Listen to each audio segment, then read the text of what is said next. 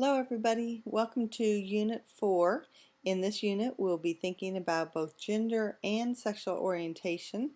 This PowerPoint will focus mainly on gender and some things for you to think about in your classroom. So let's start with a couple of questions. Just thinking about society in general, why do we provide gender roles to boys and girls at an early age? And where do we learn our gender roles? And then for your classroom and for your teaching, I want you to think specifically about yourself for question number 3. Does the gender or sex of students play a role with teacher expectations? Why or why not? And then in general, do you think other teachers, do you see them doing things differently, having different expectations for boys and for girls? So just think about those things, and if you want to pause the PowerPoint for just a minute, please do so. So let's just start with a quick review. Of course, sex is biologically determined and gender is socially determined, what we think boys and girls should act like. In other words,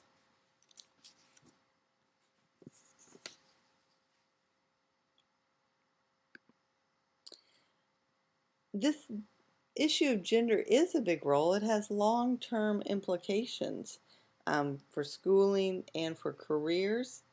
And we think still today, even though it has become a little less stigmatized for a male going into a female-dominated role or a female into a male-dominated role, but I do think that it's easier for a female to cross over into a traditional male role. It may have a little resistance, but if a male, um, for example, wants to become a secretary, I think that's looked down upon. So just we still have some stigmas today.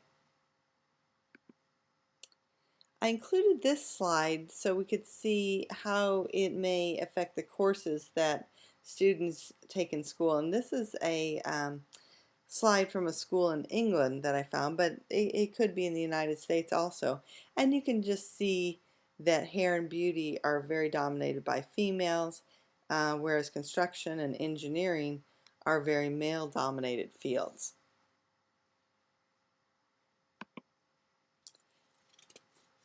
This slide is from the same school that has really worked on making sure that they're attracting girls to those male-dominated fields, and specifically in this case engineering. A lot has really been done to help the education of girls and to open doors for them. You know, think about Title IX from 1972. So there's a lot that have helped girls in their education. Now we know in the rest of the world that girls are still lacking being able to get an education, but in the United States, the girls are actually outperforming the boys now. So what about our boys? Well, we need to really think about boys and how we're educating them and the things that society expects and is doing. For example, our boys, about 40% of them are growing up without their biological father. They have to have some sort of role model so they know what it is to be a man. The number of boys who say they don't like school has increased 71%, and I don't remember the specific dates, but it was from like 1986 to 2001. So in that 15-year span, there was an increase in the boys who don't like school. Nearly 1 in 5 boys, according to a study that I read, 1 in 5 boys' parents have taken them to the doctor to talk about social or behavioral issues, whereas girls, it was about 1 in 10. So we can see the parents are thinking, you know, there may be something wrong. What's going on with my child? Now we also need to talk about our school and environment. It's changed. It's more rigid because of No Child Left Behind and all the testing that we do. There's less time for free play. More sit down, be quiet, do your work. And then just the curriculum itself. Any kindergarten teacher can tell you this. What used to be first grade curriculum is now pushed down to the kindergarten. So we're expecting more out of kids when they may not be developmentally ready for it. Schools are providing less time for recess. Some schools, I should say.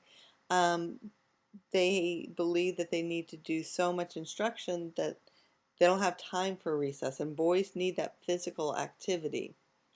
And then finally, there's less competition in schools, and boys thrive, not all boys, but a lot of boys thrive on competition, and now we do a lot more cooperative learning, which I think is really good, and I have taught that for our ELL learners. Cooperative learning is very good, but I do think you have to have that balance and think about your boys and what would motivate them. The overall graduation rate for girls is about 72%. For boys, it's about 65%. So there is a marked difference with that. Too low for both groups, but there is a difference between the boys and the girls. And then going on to college, college campuses now are about 60% female and 40% male. So there definitely are some issues with educating our boys. That's half of our population. We need to think about how we can do a better job educating all students. Going back to the gender roles and career expectations, we need to make sure we educate all of our kids. If a female wants to enroll in auto mechanics or a male in childcare, there may be social repercussions by their peers. So we need to make sure that we're supporting those students and giving them the best education possible. And this picture just shows an example of that with a boy that's decided to go into the either the beautician or nail business and taking a course in that. So we just need to make sure that we're open, nurturing, and supporting all of our students to do their best. So I want you to specifically think about your classroom. Do you treat boys and girls equitable? And notice I didn't say equally, because you may need to do some things different for boys and for girls. You know, a good teacher finds ways to educate each individual child.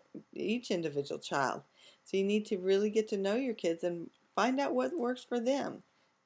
But I'm scared about our boys and making sure that we're doing everything that we can to help them. We've spent so much time on girls and making sure that they're interested in math and science.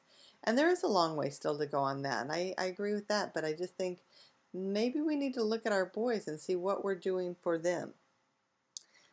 Well, I appreciate you listening to this. There are some other articles that I'll have you read about gender. It's also in your textbook.